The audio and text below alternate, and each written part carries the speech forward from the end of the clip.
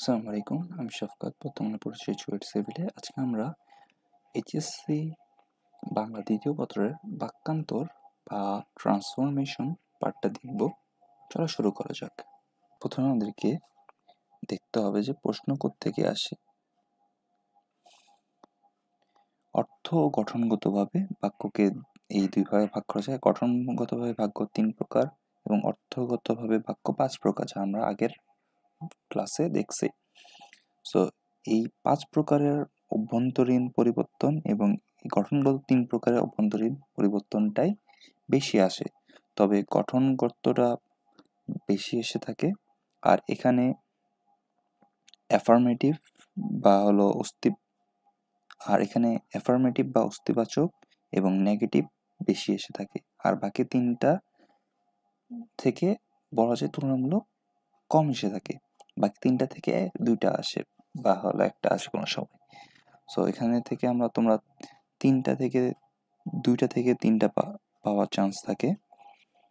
এখানে 5টা থেকে 4টা পাওয়ার চান্স থাকে, মানে 4টা থেকে 5টা পাওয়ার চান্স থাকে, তবে পজিটিভ আর নেগেটিভ বেশি। এবার দেখো, এইটা হলো প্রথম পার্ট, যে গঠনগতভাবে বাক্য সেটা প্রথমটা সরল বাক্যের রূপান্তর। প্রথমটা কি বলেছে? আমার এমন কিছুই নেই যা তোমাকে দিতে পারি। এখানে দেখো, আমার এমন কিছু নেই, এটা একটা পার্ট, যা তোমাকে দিতে পারি এটা আরেকটা পার্ট। সরল বাক্যে একটা পার্টই থাকে, তো এটা আমরা কি করতে পারি? এটাকে আমরা করতে পারি তোমাকে দেওয়ার মতো আমার কিছুই নেই, এখানে এক পার্ট হয়ে গেল। তো এটার বিভিন্ন রুলস আছে, আমি এর কাছে রুলস না পড়ে বারবার প্র্যাকটিস করাটাই বেশি ভালো লাগে। আমি এখানে বেশি উদাহরণ দেখাইনি, আমি কিছু দেখাচ্ছি খালি বোঝানোর জন্য, বাকিটা তোমরা কোয়েশ্চেন ব্যাংক থেকে প্র্যাকটিস করবা। এরপরটা দেখি, তুমি অধম তাই বলে আমি উত্তম হব না কেন। এটা প্রশ্ন আছে, কিন্তু এটা একটা জটিল বাক্য টাইপের, তো সরি যৌগিক বাক্য।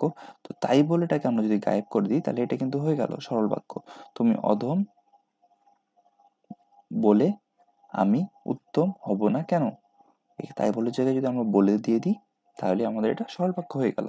এরপরে লোভ পরিত্যাগ করো, তুমি সুখে থাকবে। 2টা বাক্য আছে, এটা আমরা করতে পারি লোভ পরিত্যাগ করলে তুমি সুখে থাকতে পারবে। তো এই কমাটা উঠে যায়, আমরা 2 পার্টটাকে একসাথে করে দিয়েছি। তাদের যে দৃষ্টি তাতে সামান্য বিষয়ের ভাব, তাদের দৃষ্টিতে সামান্য বিষয়ের ভাব সহজ। তো এইটা হয়ে গেল সরল বাক্য। এরপর আসি আমরা জটিল বাক্যে। জটিল বাক্য কি? সে মরবে তবু এ কথা বলবে না। তো এটা কি করতে পারি? সে মরলেও এ কথা বলবে না, বা সে মরে যাবে তবুও এ কথা বলবে না। যদি তার মৃত্যুও হয় তবুও এ কথা আচ্ছা সরি, আমি সরল করতেছিলাম, জটিল হবে। যদি তার মৃত্যুও হয় বা যদিও সে মরে যায় তবুও এ কথা বলবে না। 2ভাবেই করতে পারো। তুমি ধনী কিন্তু উদার নও, এটা যৌগিক বাক্য, জটিল করতে গেলে কিন্তুটা চলে যাবে। তুমি ধনী হলেও তথাপি দিয়ে করছে, তুমি ধনী হলেও উদার নও, এটা সরল বাক্য। আর জটিল হবে, যদিও তুমি ধনী তথাপি তুমি উদার নও, বা তাও বা তবুও, 2টাও ইউজ করতে পারো। সে মরবে তবুও এ কথা বলবে না, আচ্ছা আমি এটা রিডান্ডেন্ট হয়ে গেছে, এটা আমি বাদ দিলাম। এরপরে দয়া করে সব খুলে বলুন, এটাকে যৌগিক কি করা যায়? দয়া করুন এবং সব খুলে বলুন। এই দয়া করাটা একটা কাজ, সব খুলে বলা 2টা কাজ, এটাকে 2টা পার্ট করে দিচ্ছে। ধনের ধর্মই অসামান্য, মানে কি? টাকা পয়সা থাকলে এখানে অসাম্যতা তৈরি হবে। তাহলে কি? ধন অসাম্য তৈরি করে, ধনের ধর্ম যা তা অসাম্য।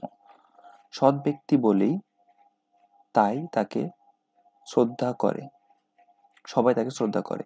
তো তিনি সৎ ব্যক্তি আর তাকে শ্রদ্ধা করা আরেকটা কাজ। তো তিনি সৎ ব্যক্তি, এই জন্য সবাই তাকে শ্রদ্ধা করে, দুইটা ভাগ করে দিলাম। পড়ালেখা করলে জীবনে উন্নতি করতে পারবে। পড়ালেখা করা একটা কাজ, জীবনে উন্নতি করা আরেকটা কাজ, তো দুইটা করতে পারি। পড়ালেখা করো, জীবনে উন্নতি করতে পারবে। এরপরে পিতা যখন আছেন পুত্রকে খোঁজো, কারণ পিতা আছে একটা কাজ, পুত্রকে খোঁজা আরেকটা কাজ, তো এই দুটাকে ভাগ করে দিই। পিতা আছেন, সুতরাং পুত্রকে খোঁজো কেন, দুটো ভাগ হয়ে গেল। তারপরে দোষ করেছো অতএব শাস্তি পাও। দোষ করা একটা কাজ, শাস্তি পাওয়া একটা কাজ। আর একটা জিনিস বলি, এই যৌগিক বা মিশ্র একই জিনিস, এই জন্য এখানে এইভাবে দেয়া, যেন মিশ্র দেখে তোমরা ঘাবড়ে না যাও। তো এটা কি হবে, যেহেতু দোষ করেছো সেহেতু শাস্তি পাবে। এরপরে আমরা আসি আমাদের অর্থগত ভাবের প্রকারভেদে। শহীদের মৃত্যু নেই, এটাকে আমরা করতে পারি শহীদরা অমর বা শহীদরা চিরঞ্জীব, দুইটাই দিতে পারো, চিরঞ্জীব বা অমর। অমরটাই শহীদদের সাথে যায়, তো চিরঞ্জীবও দেওয়া যায়। হৈম তার অর্থ বুঝিল না, এটা করতে পারতে হবে হৈমর কাছে তার অর্থ অবদ্ধ রইল। এখানে একটা জিনিস বলে নি, অস্তিবাচক থেকে নেগেটিভ, নেতিবাচক বা নেতিবাচক থেকে অস্তিবাচক করার সময় একটা জিনিসের সবাই ঝামেলায় পড়ে, যে আমরা অর্থ মিল রাখে করবো নাকি অর্থ মিল রাখে করবো না। সাধারণত আমরা অস্তিবাচক আর থেকে নেতিবাচক করলে অর্থ মিল রাখি করবো, অর্থাৎ এমনভাবে আমরা এটার পরিবর্তন করব যাতে অর্থের পরিবর্তন না ঘটে। তবে প্রশ্ন করার ক্ষেত্রে ইংরেজিতে ওই যেটা থাকে যে যদি অ্যাফার্মেটিভ থাকে, এটার কোয়েশ্চেন করতে গেলে নেগেটিভ কোয়েশ্চেন করতে হয়, আর নেগেটিভ স্টেটমেন্ট থাকলে সেটার কোয়েশ্চেন করতে গেলে অ্যাফার্মেটিভ কোয়েশ্চেন করতে হয়, ওটা বাংলার ক্ষেত্রে প্রযোজ্য না। তো এমন, এটা দেখি, এমন লোক নেই যিনি দেশকে ভালোবাসেন না, এটা হবে সবাই দেশকে ভালোবাসেন, এটা একটু স্টার মার্ক দিয়ে রাখো, এটা একটা গুরুত্বপূর্ণ। রহিমের স্বাস্থ্য ভালো নেই, এটা দুইভাবে করতে পারো, রহিম অসুস্থ বা রহিমের স্বাস্থ্য খারাপ, দুইভাবেই করতে পারো। তো এখানে কি হচ্ছে, ভালোটাকে খারাপ করে দিচ্ছে এবং নাই করে দিচ্ছে, নাইটা বাদ দিয়ে দিচ্ছে, তাহলে ওইভাবে করা যায়।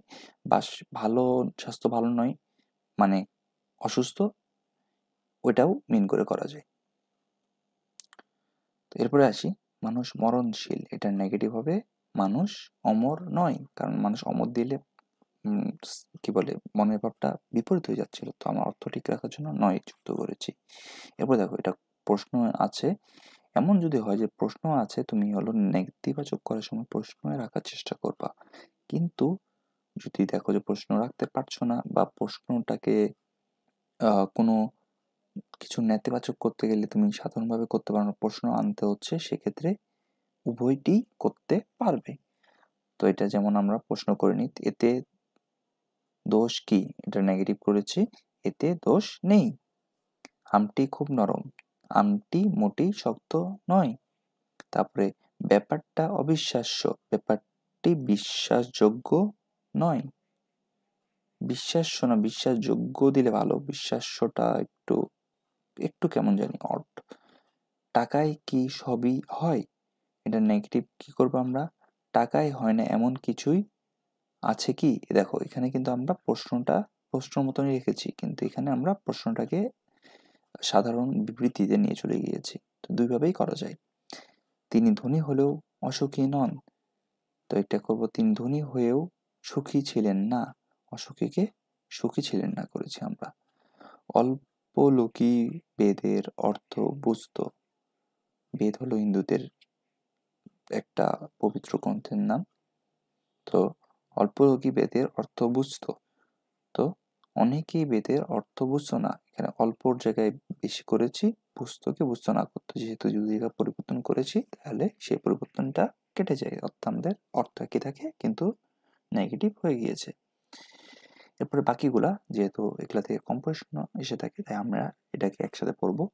তো প্রথমে দেখো, দৃশ্যটি বড়ই সুন্দর, তো এখানে আরেকটা বলে নিই, বিস্ময়সূচক প্রশ্নবোধকে, বিস্ময়সূচকের ক্ষেত্রে বিস্ময় চিহ্ন এবং প্রশ্নবোধকের ক্ষেত্রে প্রশ্নবোধক চিহ্ন যেন দিতে ভুল না করো, সেক্ষেত্রে কিন্তু তোমাদের নাম্বার কাটা যাবে।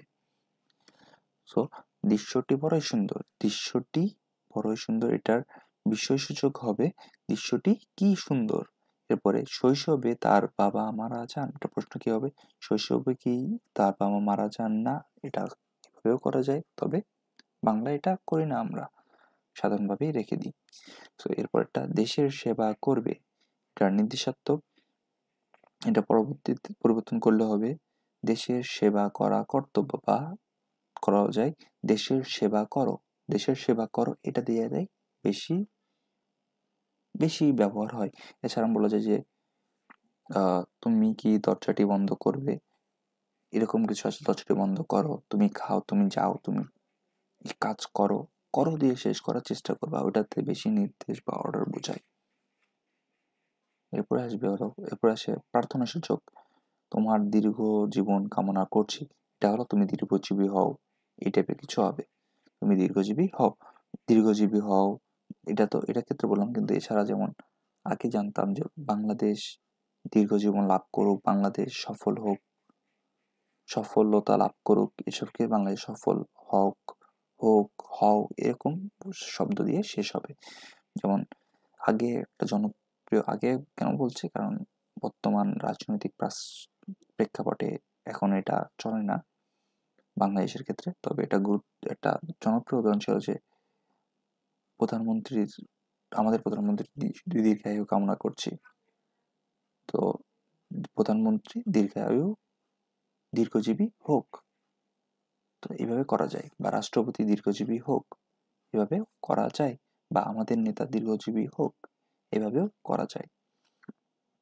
এ কথা কোনো বাপ ভদ্র সমাজে কবুল করিতে চাহিত না।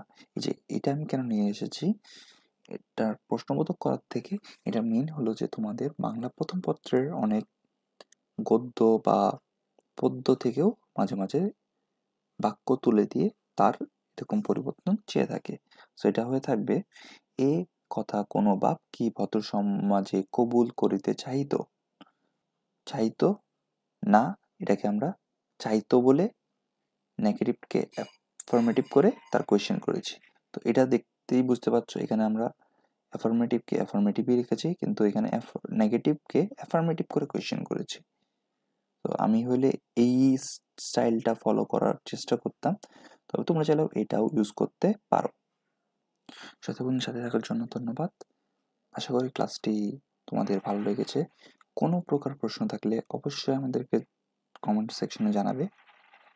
আশা করি পরবর্তী ক্লাসগুলোতে তোমাদের সাথে পাবো। এতক্ষণ আমার বকবক শোনার জন্য ধন্যবাদ। আসসালামু আলাইকুম।